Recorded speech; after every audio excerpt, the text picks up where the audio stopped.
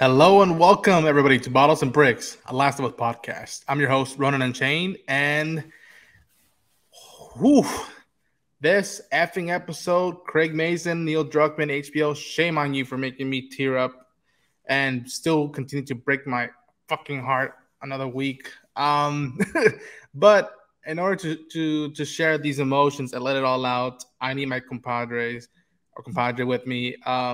I need my people from Team JVS to stand up and show up because, gentlemen, we finally meet Bill and Frank. And spoiler alert to everybody who's watching it, it's not like the game, and yet it honors what the game hinted at and teased. And my God, they put us through the ringer. Nick Offerman. Emotional damage. Let's give a round of applause to Nick Offerman because he delivered in spades for me. Wow. I mean, again, and you know, folks, if you know to tune into some stuff in non-spoiler review at Sam's channel, Team JVS, I think that this is a situation where it enhances my experience with the first game and gives me an alternative option of like, how are you feeling? Do you want to know the whole full story of Bill and Frank, or do you want to keep it subtle and open to interpretation with the game? And I like that, like they've been saying from the get-go, that they wrote stuff down for the game that just couldn't fit, and now there's an avenue to explore it where we don't have to fully rely on gameplay. That might hurt a lot of people. To me, that was the one sequence that I was just like, I missed the sequence where Joel's hanging and Ellie has to cut the refrigerator, and that's how they met Bill. But I can hopefully predict that a lot of people are going to really appreciate this episode and will be moved by it, will get heartbroken by it, and probably throw their hands up and say, fuck this show. But how did you fellas take it in spoiler mode? Yeah, Ty. All right, let me tell you something. Are y'all hearing me right now? Y'all hearing me out there? I'm a grown man. I work hard, pay my own bills. I take care of my family. I'm gonna tell you this. If you don't come out of this episode with at bare minimum watery look at me when I'm talking to you.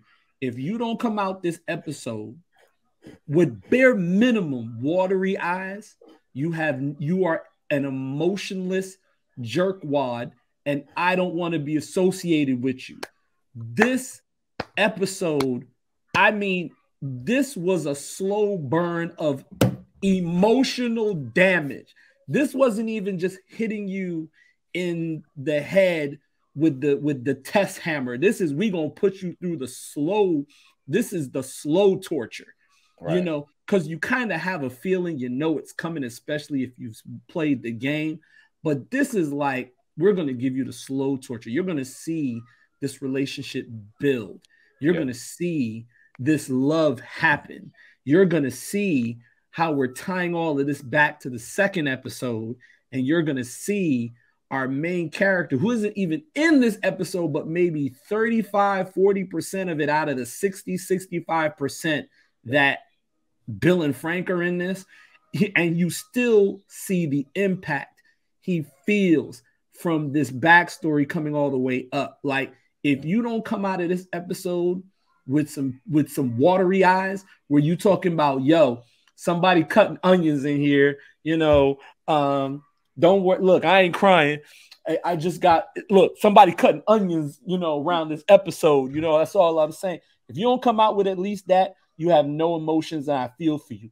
This was a fantastic episode, specifically designed to navigate its way through your heart and jack that joint up, and they did it well.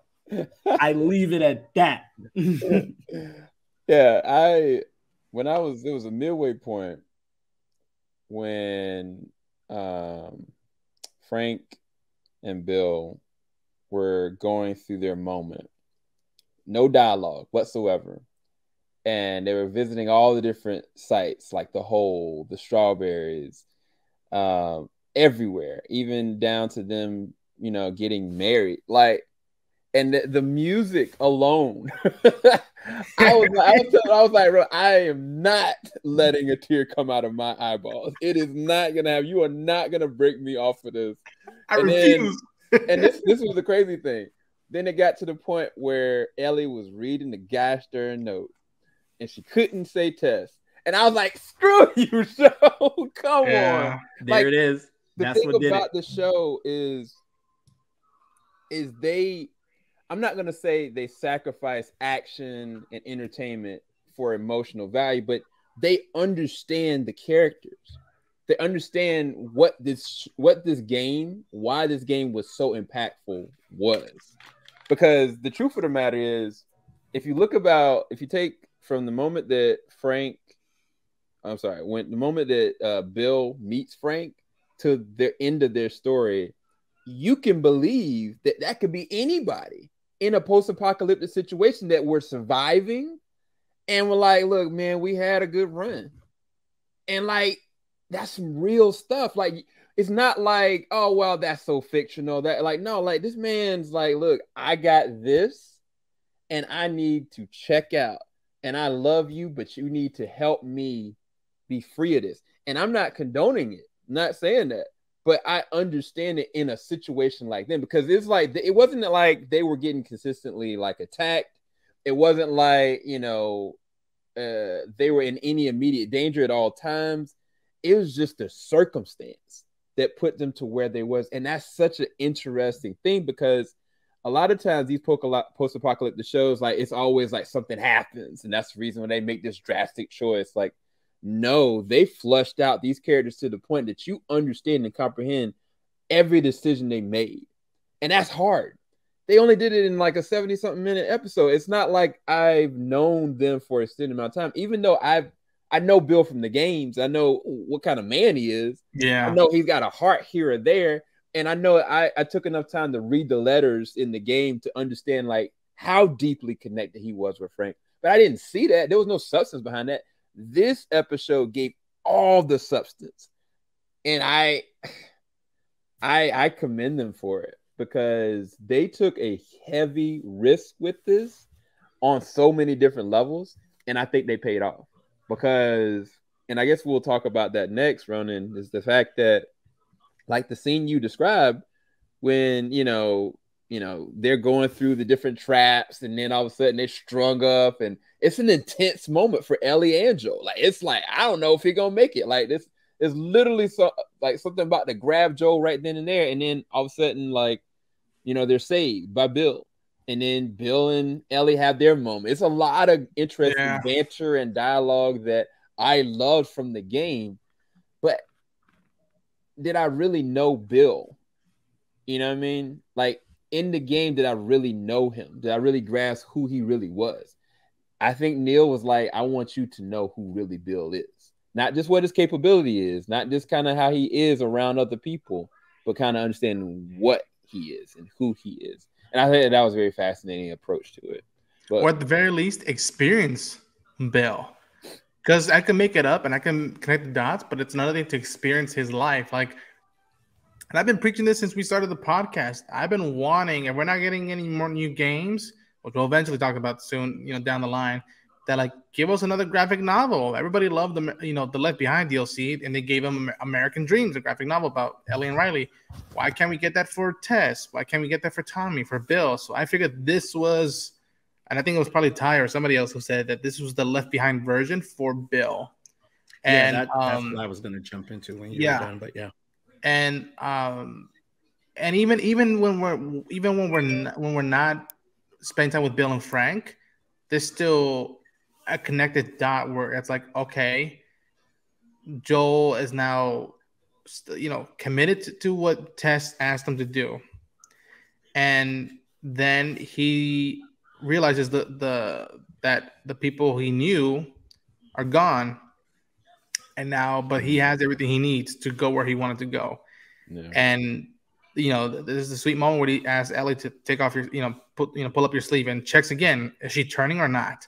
And says, okay, I'm taking you there, but we're keeping our distances, you know, to each other, you know, still. Our personal lives, yeah. And it's sort of that inverted inverted or outward process where like, okay, Bill was so separated from the world and was willing to like let the whole town evacuate, and he had a good time running to the marketplace and take everything he wanted. But then he found Frank, and it changed them. And this is the starting point for Joel within Ellie. They're like, all right, after this, his heart is gonna grow again, but there's still bruises to go about, and it's kind of echoing what's gonna happen to Joel and Ellie, but under different circumstances and a different relationship, and yet it's fitting. Nothing feels out of place.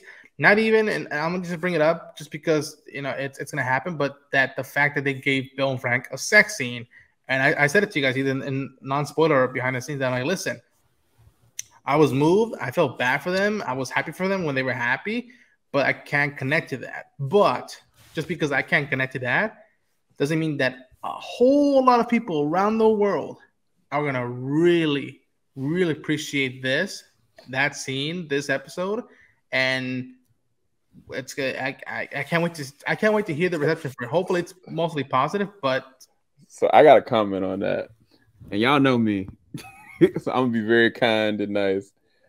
Could he have not given the man flowers first? Like, he just rolled up to my man, start kissing him in the face. Like, you don't know that man for 2 nickels. Like, he could be low key trying to jack you, and it was the way that it happened. Like, I think realistically, like, this man Bill been away from everybody for 4 years. Yeah. You know what I'm saying? So I don't know his emotional space where he is, but I do know that there was definitely an attraction there that kind of happened. Some sparks kind of flew because of like the piano. Frank knew how to draw something out of Bill. And I think that's a part of their relationship from what I could tell. But the issue that I had was the man just rolled up into like just kissed her. I was like, dog, nah, bro. I wouldn't turn my back or even leave to go take a shower for somebody I don't know. Like, that's crazy. Like, I that's my only thing. Like, I would have been like, okay, maybe like a week or a couple days. Like, it just, all of it happened so fast that threw me. So I was glad when they did like a time jump and started to go into their progressive, like, issues and gripes and relationship like that. It was just how quickly it went into it. That was the thing that kind of threw me. I was telling Rona, I was like, "Can you give him some goddamn flowers, bro? Like, why you gonna man coming into your home, bro? Like, yeah." Somebody else, one of our friends said, like, "Why would you turn your back like that, like in the piano?" And it's just like, you have a gun with you. Nah, he didn't even have a gun on him when that joint happened. Go ahead, Taz. All right. So I'll say this. I think so. With certain aspects, I agree with you both. So, like Ronan, the sex scene, I couldn't connect to. That's just not my thing. But what I can connect to is how it adds to the story. Mm-hmm. Like Sam, yes, I had certain issues with the initial kiss, but then I had to remember I am putting conditions around that scenario that don't apply. Right. Are you really thinking about those kind of things when you're in a post-apocalyptic world? Sure. Am I thinking about flowers before, or a date before, someone shows affection, right. And also look at the aspect of it. First off, before I even really deep dive into this, Nick Offerman and Murray Bartlett, amazing job. Bill and Frank, amazing job. I have to say that. I'm going to give you actors your flowers and kudos now. All 3 of them, bro. All 3 of them. All 3 of them. Even Anna. And I'm coming back up in this episode. That's right. I'm coming back to Anna. Yeah. Anna really, for me, is the key piece of this episode. At least in terms of the thread that ties all the episodes together. But for Bill and Frank, for Nick and Murray, look at it from the perspective of this man has basically created his own prison. He's been in his own self-made prison where he has no one but himself. Someone comes along. And yes, it really does feel too good to be true. someone comes along that gives you those particular vibes that you're still not trusting of them. You know, you're still checking to see if they're infected or if there's someone trying to raid your space, trying to steal from you, trying to kill you. But the person is showing and hitting all the buttons of the things that relate to you. Yeah. And your emotions and affections, because you also have to remember this man said he hasn't really dealt with this kind of stuff since it was a girl, like in high school or something. Right. So Bill, as far as we know, based on what they're giving us, never even got to explore his own personal realm of being gay. Yeah. You know, so this is Yeah. his first real experience of that. And he may have known throughout time that he was that way, but never really got to really pursue it because unfortunately an outbreak happened. Right.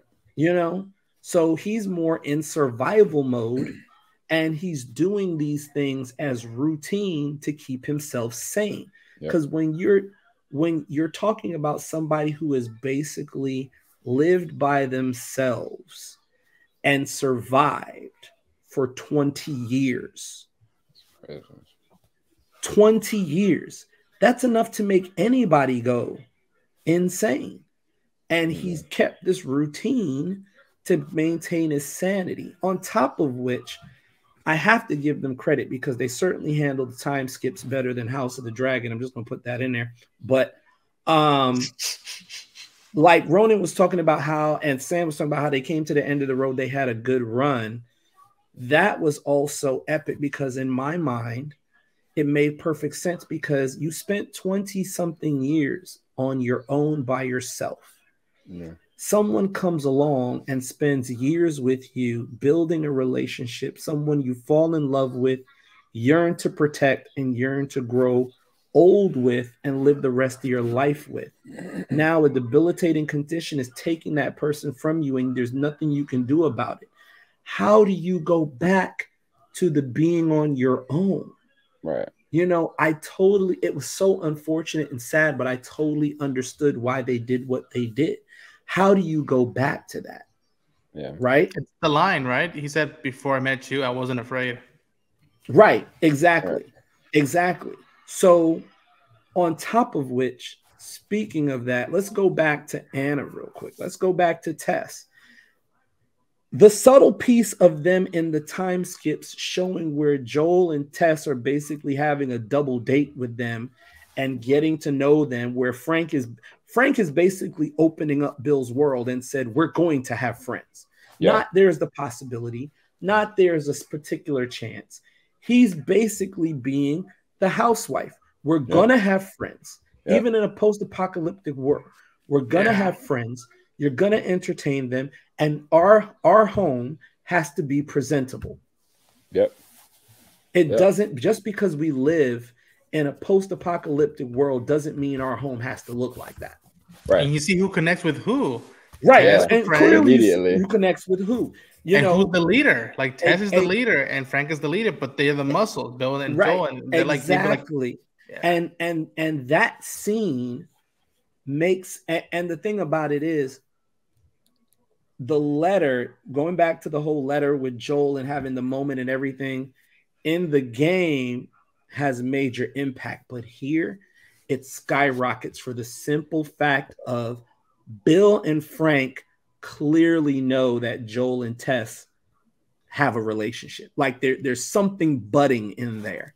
And basically the last thing for Bill is, hey, don't, even though I'm gone and Frank's gone, I'm at least happy because I got to serve my purpose. I am the way I am. I am the crazy psychotic person, you know, genius, gather the guns, bullets, and everything else, because my job, my purpose was to protect someone.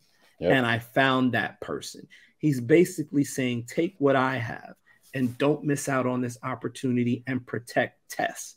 And the simple fact that it's too little too late. And Joel has no And in this particular moment, Joel has no purpose, and then Joel finds his purpose through Tess, and Bill inadvertently reinforces it. You know, he says, don't miss out on the opportunity to protect something, protect someone worth it. And now that Joel doesn't have Tess, Joel has Ellie. And he's willing to do the protection and willing to go the path because Tess believed in it. Yeah, and it's that saying when he says we're here to protect. And I wonder, does Bill know about Sarah? Does he know? Does he realize? Is him saying that? Does he know? Like, did Joel fail in the past life, and now he's got a second chance with Tess? But he, you know, again, unfortunate circumstances. But it's another. I thought about like another gut punch that like he's meant to protect like Bill, but does he know that he couldn't protect the love of his life and his daughter, and now he couldn't protect, you know, the possible or love of his life in the post-apocalyptic world. And that's why I love that. Like, it was like he took the letter and went outside, just had a moment. I was like, oh yeah, and I mean, nailed it. Yeah, I mean, you don't, the thing about it though is off gate, you know, even with Bill pointing the gun at Joel and Joel coolly saying like, can you get that gun out my face right now? Like, he gets it, but like, please have it. Yeah. Right. Like, they are kindred spirits. We don't know, you know, Bill's relationship with his mom. We know that was his mom's piano. We know for a fact his mom probably taught him. We don't know if he lost his mom to this outbreak. You know, like, we don't know levels of regret that he has. We just know that he was in survival mode for a purpose, and it was to be in his own containment. And he has said himself, like, I hated this world up until this moment. And so it's like, I think that he recognized real. He saw in Joel what he sees in himself. That was the reason why he thought when he was about to die, he got shot. He was like, no, you need to get up with Joel. Get up with Joel. I was like, daggone. Like, he not only respects Joel, he trusts Joel. And Joel had told him, Joel was like, look, bro, these Raiders are going to come. And Bill got comfortable. Like, and the interesting thing is, as much as Joel needed Tess, I don't think he ever let himself get comfortable. I think that's the real distinct difference between Bill and Frank and Joel and Tess. Like, he needed Tess, but I don't think he let himself emote or feel anything around Tess because of that mark that messed his life up. Like you were saying, Ronan, in Sarah, losing Sarah. Like, he never forgave himself for that. So he never allowed himself to truly be able to outwardly love. Like, he was still just there. And now with Ellie being there, it's a whole different situation. And Joe has to immediately look right back to the relationship he saw with them two. And like, man, they went out together. Like, what does that really mean?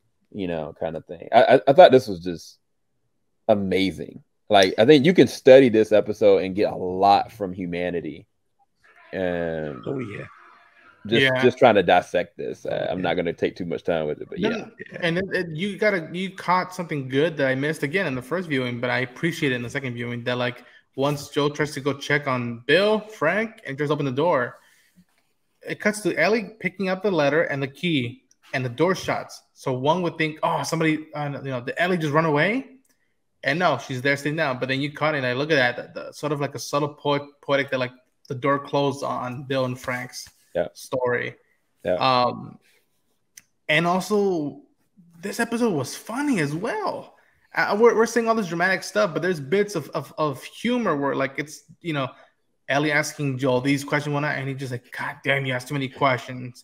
Is there anything bad here except you? It's like, ha ha ha ha. And then even spikes between Bill and Frank, I love it. And again, and I'm keep telling everybody, when you see me doing this, it's because I'm catching something from the game. And I've been waiting, the promotions, when they've been coming out of trailers and whatnot, I've been waiting to see Ellie and her classic T-shirt. I've been waiting to see Joel in the gray flannel T-shirt. And once I saw that happening, I went, that's for the fucking game. And even lines, again, Well, we got to remember, Nick Offerman comes from somewhat of a comedic background. I mean, he was in Parks and Recreation, he was in The Good Place. So I'm not surprised with some of the comedic things that the comedic pieces that it's like, he is hit. this the same guy? Right. Is this the same guy? It is. But to answer your question, Ronan, I honestly do not think that Joel shared anything pertaining to Sarah with Bill. Actually, I don't think he shared it with anyone besides Tess, if he shared it with anyone at all. Right. And I think if that was the case, though, Bill would have brought it up in that letter. Yeah. Because if Bill brought up Tess, I'm sure Bill would have brought up something saying, do not let your past with your daughter block what your blessing you can have with Tess. I think he would have brought that up. But since he didn't, he spoke to him as protector to protector. Yeah. You know, and I don't even know if Bill would have went into that realm because we don't know Bill being a father. So how can someone speak to a fatherly experience who's never had one? But he can speak to him being a protector. And I think he handled it beautifully. And I honestly believe that if Tess survived, and this was a 3-person game or 3-person series, Tess and Joel would have made it all the way to the end. And, you know, the end result we see from the game probably would have had all 3 of them in it. And that would have been a good way to do it too. But I don't think it would have had the same impact because it's the people that you lose that make this game and this series so impactful. But I agree. It was handled beautifully. Again, Neil Druckmann, the folks at HBO, the folks at Naughty Dog. Episode 3, absolutely fantastic. You're batting 1,000% right now. And I said this in our non-spoiler review, but the one thing that captivates me about this series is that we're not dealing with regular 45, 50-minute episodes. You know, we had an 81-minute episode, a 51-minute episode, now a 71, 72-minute episode, but it doesn't feel like it. And it reminds me of Zack Snyder's Justice League. I can sit there and watch Zack Snyder's Justice League knowing it's a 4-hour film. And I have watched it multiple times in color and multiple times in Justice is Gray. And the one thing that's ever been consistent with it is it never feels like a 4-hour flick. Right. It feels like just an epic experience that you just have to go all the way through. That's probably the one thing I can say about that show, about that movie, is if I start it, I have to finish it. And that's the way I kind of feel about Last of Us. Like, we've started it, we got to see it through. We got to see it through because I want to see what happens with Joel and Ellie. I want to see what happens on their journey, who they meet, who survives, who dies, the way they're handling the flashbacks and the prologues, because ironically, we did not get a prologue this episode. We didn't get a flashback this episode. We got, at least not at the beginning. Not in the beginning. But where we got it. That transition. Where we got it. That transition. Crazy. That was crazy. Oh my, and I'm just gonna be real. Sam missed it the first time. When I saw it, I was like, come on, really, right here? But it was so beautifully done because it actually gave you the quick transition of, well, who are these skeletal bodies laying here? Yeah. And they say, flashback, here's who they are, and you're like, come on. Yeah, that was a whole mom and a baby. And they don't even really go into who they are, but just the fact that you see the individuals, the atmosphere, and the 2 individuals they're focusing on, you're just like, come on. Yeah, really? I think that's interesting thing to talk on, but we don't have a lot of time. But even just like the first episode with the little girl, like we never knew the little girl's name. Yeah. But it shows that every life matters. Every life like is significant. You know what I mean? And a lot of shows, like specifically like zombie shows, apocalypse shows, you got like throwaway people that are just dead. You're like, oh man, I can't believe that. But like, no, like they use this for emotional effect and consequences that are important. And there's not a lot of shows that focus in on characters that you'll never even know their names, and they are that significant. This is an amazing show, and the fact that, man, 3 episodes back to back to back, we done lost somebody. 3 episodes back to back to back. Like it's not like we said this about the second episode. Like, man, how many shows you watch 2 episodes straight in a row, you start crying? Yeah, they did the hat trick. They were like, "Yeah, we're gonna cry. We make you cry one more time." Right, ninjas. And much like us in this road, there's some stops and then there's some goes. But tonight we're gonna have to stop for tonight, folks. This episode. But in the meantime, thank you for joining us in this new episode of Bottles and Bricks. Fellas, where can people find you in the world? Can't do it again, man. I'm still emotionally damaged. I get it. You know, if I do my rhyme again, that means I'm happy again, but I'm still emotionally damaged in the series. But Ty Nitty, Twitter, Instagram, that's where you can find me right now. Holla at your boy. Yeah, you can find me on TeamJVS on YouTube. We're literally everywhere.